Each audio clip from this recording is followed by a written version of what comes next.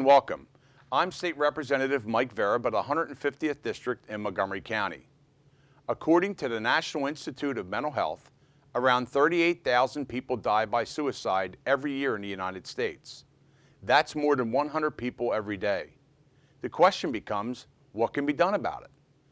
Are there warning signs that you and I can look for to prevent a loved one from taking their own life? The recent death of Robin Williams has brought the topic to the forefront. But there are those in our community who make suicide prevention their goal every day. Joining me today are two of those people. TORY Bright is the coordinator of the Southeast Regional Mental Health Services Office, and Tricia Malott is a mental health first aid instructor. Thank you both for coming today to share your expertise with us. Thank you. Thank you.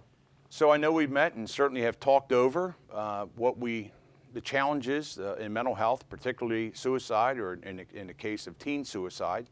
And I'd love to hear what you were trying to do about that, to educate not only our teachers, our parents, our families of what opportunities there are out there for help, but certainly the warning signs that we as loved ones, as counselors, as leaders can be looking for to then get help for these individuals. So mental health first aid is our topic today, and certainly our program. And I'd love to hear from both of you of what it means to the folks that will be watching this show, and what it can do to help people become more aware. Well, thank you, Mike, and thank you so much for having us on this really important topic. Like physical health, mental health affects us all. In fact, 1 in 4 adults live with a mental illness, and 1 in 5 children live with a mental illness. So that's what the research is telling us. So it's very prevalent. It's more prevalent than people know about. It also may surprise you that mental illness is more common than heart disease, lung disease, and cancer combined. So the prevalence of mental illness is really high. It's something that people don't generally feel comfortable talking about. So as a society, we really don't talk about mental illness. In fact, in mental health first aid, we talk about our society as really not being a help-seeking society, because our research and our statistics show us that 2/3 of people that are diagnosed with a mental illness do not seek treatment. That's 2/3 of the people that have been diagnosed with a mental illness. Generally, we hear in our statistics that people wait upwards of 10 years from the time that they are actually diagnosed to the time that they actually get treatment, which is staggering. So why is it? Why might you think that? And it's in a word, stigma. People are afraid of seeking treatment because there many times, well, there's lots of different reasons why people don't seek treatment. One of them is the stigma surrounding mental illness. People are afraid of what others might think. It's not talked about readily. There's a lack of knowledge about what treatment options are available. There's also fear of losing choice and control over treatment options. And I think that's especially true for our youth. If they come forward with feelings of depression or anxiety, what's going to happen to me? Am I going to lose control of my options? And as we know, for an adolescent or a youth, choice and control is really important to all of us, but especially important to youth. So that's particularly something that we talk about in youth mental health first aid. The good news is that there's lots of things happening in Pennsylvania to be more responsive to the mental health needs of our youth, because we're seeing that as issues in our school districts. One of the programs that we're offering is mental health first aid. And that's what we'd like to talk to you today about, this exciting initiative in Montgomery County, in Pennsylvania, and nationally. And mental health first aid does a couple of things. Number one, it really increases mental health literacy in our communities, in our society. So it helps people learn about what mental illness is, and when you learn about it, it sort of decreases the fear and decreases the stigma. And secondly, and really most importantly, it really gives people skills to recognize warning signs and risk factors for a youth or an adult who might be developing a mental illness, or might be struggling emotionally, or who might be experiencing a crisis, such as being suicidal or having thoughts of self-harm. So we're excited to be talking about mental health first aid and to really bring this to the communities and to bring this to Pennsylvania and to your district. Well, you know, and I certainly appreciate you being here. You know, we've met certainly before the Robin Williams incident. You know, sometimes it's always a national occurrence that triggers these types of conversations. So I appreciate your commitment even before suicide was put back into the national spotlight. The one thing I have in mind is, as you both know, I happen to be inspired on this issue by a young lady who is now going to college, who is a senior at Methacton High School. And Methacton High School has an art show every year. I may have told you I'm not a person you'll traditionally find at art shows. I get easily bored sometimes. And when I walked through this art show, there was this one young lady, again, she's a senior at Methacton, who had done a series of pictures. And as I started to look at her work, it was very apparent that she had been struggling in her life, and in her case, it was anorexia, which there were the thoughts of suicide. And I actually thought that perhaps she was messaging on part of someone else, a friend, a relative, maybe someone she lost. But here it was herself, and I thought that was extreme braveness on her part to show what she had going on in her mind and putting it on paper in form of art. And that expression from that young lady is really what made me back up and say, you know, these are stigmas. These are, oh no, I'm not that person. You know, whether it's bullying or whether it's the fear of bullying or whether it's the fear of not fitting in. We see the same thing with sudden cardiac arrest, which is another piece of legislation we did where parents and even student athletes really don't want to go and have that test in case my son gets, you know, put on the bench or becomes unable to participate in sporting activity in the future. So I think we not only have the challenge of the actual person, in this case students, young children, their ability to express, but then the parents' ability to understand that there is a problem and to be interacting with their parents. What do you think in this program, what do you think the turnaround will be, or the biggest advantages will be in terms of that aspect? You know, we talk about the stigma of not wanting to talk, but then we also have the stigma of parents maybe not wanting to learn what it is, not admitting there may be a problem, only because they don't know how to deal with it. How can this program help? So mental health first aid is, first of all, it's a nationally recognized evidence-based program. It actually came to us from Australia in 2001, and it came to the United States in 2008 through the National Council for Behavioral Health, which is our national council, which is under the auspices of the Substance Abuse and Mental Health Services Administration. One of the things that we recognize with mental health problems is people don't seek help. As Tricia mentioned, one of the things that we also recognize is that mental health problems are so very common.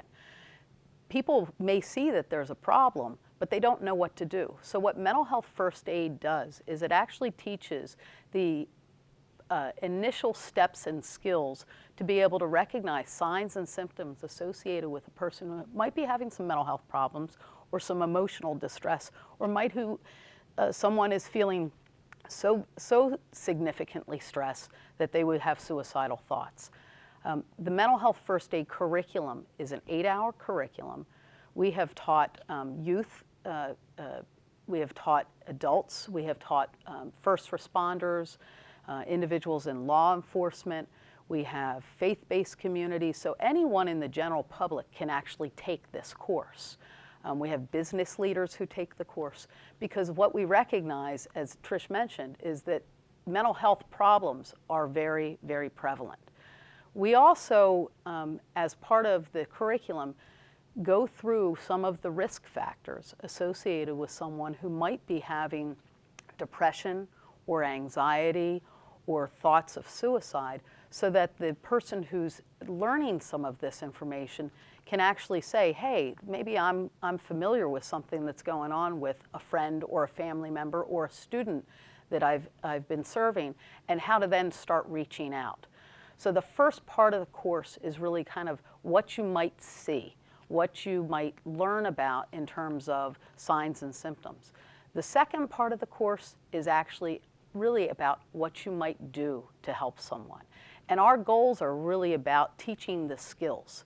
So we talk a little bit about signs and symptoms of common mental health disorders, but we also talk about some pretty sensitive things related to suicide and to people who are really struggling on a day-to-day basis, and how to reach out and engage that conversation and how to help. And it really is for anyone who can help. The interesting thing that you bring up, and you bring up law enforcement training, and I know I couldn't think of the word when we met, but it was schizophrenia. When we would teach in the days of how to deal with a person with schizophrenia, that was the training for law enforcement. Of course, that is a very overt situation. You know it when you're walking into it. What are we going to do in this program? You know, in some, not this program, but you know, the program we go into the schools. But I just remember the days in my training of law enforcement, if it wasn't used in a few months, it was as good as not taking the course, in terms of not looking for the different things that you learned in that process, in that training. How do we get our counselors, our teachers, our other employees in the school districts that are going to go through this training, how do we get them to understand that every once in a while they're going to have to apply a brake and take care of one issue at a time, as opposed to looking for that opportunity that that child wants, not recognizing it, or recognizing it but not having a moment right then and there to take care of listening to that child. In other words, an overabundance, an overworked counselor who just essentially has a rotating door perhaps in the school, but the red light to put the brakes on and say, this is a problem, either early, mid, or end. Yeah, I can take that. I'm so glad you asked that question, because what you asked about is, if you don't use the skills, you'll lose the skills. And that's one of the really most valuable things that I love about mental health first aid. And that is because it's such a common sense course. And what it does is, we have an action plan that we teach. Okay, and the action plan is, we have our little fuzzy friend here, and his name's Algie, okay, A-L-G-E-E, and that's how we kind of embrace this action plan that we teach, which I'm going to talk about in a minute. But the good news is that you can be a teacher or a counselor in a school, but you can also be a friend, a neighbor, an aunt, an uncle, a sister, a mother, a daughter. You're using it perhaps with your students, but you're also using it in your life, okay? So this is a real people helping people. I have to say, I'm a mental health first aid instructor. I know TORY is also, and we have talked, and we want to get you to take the course as well, Mike. We live it. We do live it every day. What the action plan is for Algie is, first, we're assessing for risk of suicide or harm.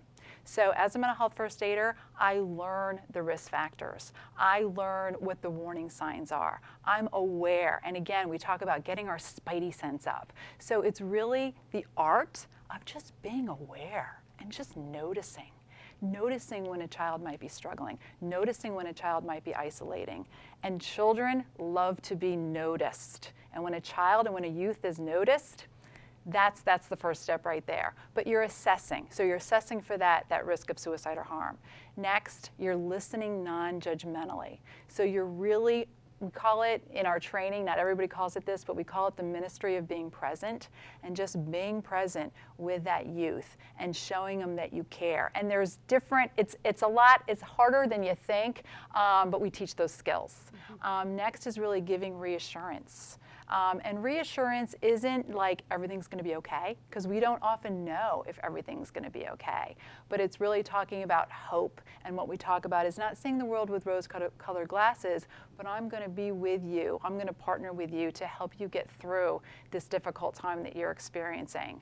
Next, we talk about encouraging appropriate professional help, leading the person to appropriate professional help. If it's if it's appropriate, if we think it would be valuable. So we talk about, you know, how that might work, and we help lead that person in that direction if that's what makes sense. And then finally, we encourage self-help strategies. So maybe appropriate professional help, you know, may not always be for everyone, but there are some self-help strategies, and we have resources in our community that aren't treatment or aren't professional oriented, but we have things that we can help the person think about to help them get, you know, to help them get well. So as a mental health first aider, if you're a mental health first aider, it's a lifelong skill. It's not just a skill that you might use in your profession. And that's why it's so valuable for schools, because it really helps to kind of increase that parent-professional partnership, because the teachers and the parents, we're talking the same language. We're all humans, and we all care about our student or our son or daughter. And we're using algae to really have that same conversation. So the Algae Action Plan is kind of common theme throughout all of the different curriculums that we might offer. So we can offer a curriculum to law enforcement, the public safety versions. We can offer curriculums to youth, and we can offer curriculums to veterans. But the action plan is really what's key. So the unique thing about this is teaching people to be aware. And then awareness helps to build an understanding, and the understanding then really kind of helps us to think about ways to reach out and help using the Algae Action Plan. It's kind of like CPR for first aid. Right. So we've had a lot of great success and a lot of personal testimonies and a lot of evidence comes back that says people feel much more confident when they need to reach out and help someone after they've actually practiced this. The interesting thing is we go through different groups, different programs, you know, that are out there, not necessarily lobbying, but trying to get into a community with a program, whether it's a local PAL or whether it's, you know, a local Y or other groups. You know, public people that are watching this will wonder, you know, will this group, you know, survive financially? Will this group get a job done, grow? Will they save lives, or will this be another program that potentially teeters out? What do we, the financing of how it's operated? I know there's a great partnership with the Montgomery County, you know, the Board of Health and the Emergency Services group, and I know that the commissioners are very supportive, not only of the program, but are certainly supportive of forums that we would like to hold. So what is that partnership that exists to help? Just so people are not going to see you out on the street corners with buckets. Yeah. Sure. So one of the things, this is an international program. This is in 20 different countries. It was brought to us, as I mentioned, from Australia. And the unique thing about it is it's been around for a while, and it's really, really picking up kind of a momentum that is in response to some of the national tragedies that we've had. But it also makes common sense for people. It's language that anyone can understand. So through the Obama administration, through some major SAMHSA, the National Substance Abuse and Mental Health Services Administration, they've actually put forth about $150 million to be able to put mental health first aid out into our communities. It's really seen as a preventative, early intervention approach to the general public, so it's really key that way. And it also helps to link to services that are already there. So it helps people to learn, hey, if I'm having some problems, maybe there's someone that I can turn to. They may not have known that beforehand. So again, it's that early public education program. We in Pennsylvania have been very fortunate to have, through the Office of Mental Health, some Mental Health Matters grant monies. We are hoping to continue those grant monies. We have also been very fortunate just in Montgomery County to have the Montgomery County Department of Behavioral Health and Developmental Disabilities apply for a grant called the Systems of Care Grant. So we've had the opportunity to do some National Council training of instructors here in Montgomery County, both on the adult side and then through the youth side. So Trish actually had the opportunity to facilitate and oversee some of the training of instructors, which is why it's really ground swelling now. It's an opportunity to keep those monies coming so that we have instructors out there and reaching out to all the communities in the schools and to my community as well.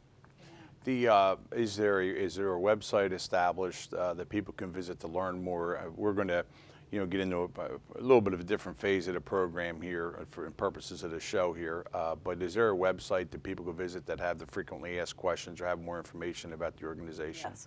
So the National Council's website for mental health first aid is www.mentalhealthfirstaid.org, and that is the national. The local is Regional Mental Health Services. That's my office, and that is www.5countymh.org. Folks can contact my office, check out our website. There's information about the mental health first aid trainings, about upcoming trainings that will be held, and we can go out and schedule trainings. If an organization or a group would like for us to come and do a training, we can go ahead and get that set up. The cost right now is really minimal. Montgomery County has made this an opportunity to really be able to promote this in the school districts. So all of the trainings right now are free, and we're really kind of promoting this as really kind of giving back to the community, paying it forward. No, that's great. Let me just ask you this, and we'll obviously post all that information, not only on my website, but on the program here. How is the reception at different school districts? Now, I don't want to call it any individual school district, but as just as much some students and parents may be in denial, or do we have a wall to get through in some of our districts? Have you been received with open arms? And again, I'm talking all of the districts you've dealt with, and I certainly don't want to single anyone out, but have we seen any, not necessarily political wall, but a, hey, we don't have a problem here wall with any of your offers for training? I'm going to just say no. We haven't had any problems. In fact, they're asking for more of it. Good. Our issue has really been we haven't had the full complement of trainers until recently. And in Montgomery County, we have now new trainers. I think the prevalence of suicide has been partly why folks are very concerned about making sure that we're prepared and we can reach out to our communities and to our schools and to the students that we're supporting. So the training of instructors that Trish facilitated is kind of that response to that. Just to give you an example, Mike, along those lines, Montgomery County Office of Behavioral Health has made a huge investment in youth mental health first aid. And about a year ago, they met with all of the superintendents within all the school districts within Montgomery County to basically introduce youth mental health first aid and to talk about the benefits. It was so well received. Then in July, we invited all the districts to come to a training of instructors, which means that we invited in instructors to take a 40-hour course. It's pretty intensive. And we had 9 school districts participate in that training, which I think is pretty significant. 3 of those districts, school districts, are within your district: Methacton, Springford, and Perkiomen Valley were the three in your district. So in those districts, we have certified mental health first aid instructors that will be providing classes within the school districts, and also, as importantly, they'll be providing those trainings to parents and to the community members within those school districts. So a couple things just to keep in mind. One, youth mental health first aid, the curriculum is relatively new. It just came to the United States 2 years ago and really just came to Pennsylvania about 18 months ago. So it is a very new curriculum, but it is blossoming. It is well received because it's so common sense. So this is a curriculum that will stay. And it's a win-win situation. There's really nothing negative about it. It's really, really positive, and that's why I love talking about it so much. So we have trainers, and we have people in our schools looking, being able to look for the signs. Do we get follow-up? Does your organization overall get follow-up on not necessarily names and situations, but kind of what statistics the program's going to start showing in terms of interactions, in terms of identifiers? So many groups that do these, and like I keep bringing up sudden cardiac arrest because it's a piece of legislation that I also sponsored and got signed into law, but there are statistics about lives saved. Now, I'm more concerned with the interactions and to make sure that our school districts are still interacting with students and are still identifying students with problems and trying to help. Are we going to get any feedback from those who are taught to do this? I would say that the counties are looking for really, and this is across the state, and because National Council has really kind of been focusing on looking at the research associated with mental health first aid. What we're looking for is how confident people are in being able to access and access help, and also how confident people are in being able to offer help. And as I said early on, is that the program really is kind of learning what is going on and then what to do. So the way that we're going to be able to see some of the information and the outcomes of this is being able to see whether or not we are accessing services for people. There are a lot of services that are available to youth and adults for mental health in Montgomery County particularly. We also recognize that that there's a lot of other types of self-help programs and advocacy organizations out there. What I would expect to see is that we're going to also see a higher demand in some ways of getting people into help. The key here is being able to recognize that when somebody's having some problems, that it's okay to ask and to be able to kind of engage that conversation with them and being able to support them. We do talk about also kind of some sensitive issues in the curriculum. Mm-hmm. And I think that people sometimes scare and get kind of shy away from talking about suicide. You mentioned that 38,000 people a year die by suicide.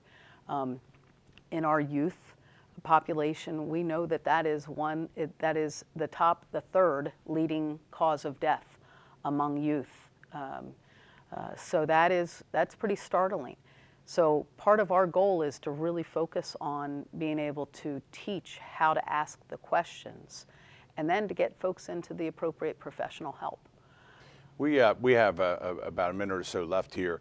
I think that first of all, thank you for everything you're trying to do, and I'm so thrilled that we had a chance to talk, a little while ago, and then do this program and hopefully do some forums to further educate what you are doing, because I think it's very important for our families to understand. We understand the financing of it. We understand the partnership of the federal, state, and county governments with you to work and what we're going to try to do to prevent suicide. Can we do something in our region? And I know there's a national either teen suicide or suicide event in June, as I talked to you about, that was in Philadelphia. But I think, to expand that as an opportunity, because unfortunately, more people are going to commit suicide, more Robin Williamses of the world will commit suicide, but there's that time in between that we cannot allow suicide or teen suicide, go into the dark of night. And I think that type of a June event, that I certainly would help. And I know the other legislators and senators and county commissioners in Montgomery County would love to do something to keep this conversation alive, even in the months when we don't have a celebrity taking their own life. Right. Well, I'm aware that Montgomery County is really embracing the redevelopment and revitalization of a suicide prevention task force. And also, I think that the key is that getting the word out. When people are open and communicating, and we certainly are going to be out there providing these trainings and can have folks sign up for trainings, but to get the word out is really important, to start having the conversation. Well, Tori and Tricia, thank you so much for being here. That's all the time we have for today's program. I'm State Representative Mike Vereb. If you need assistance with any state government matter, feel free to contact me at my local office or through my website. That information will be shown in a moment. Thanks for watching, and please join me next time for Legislative Report.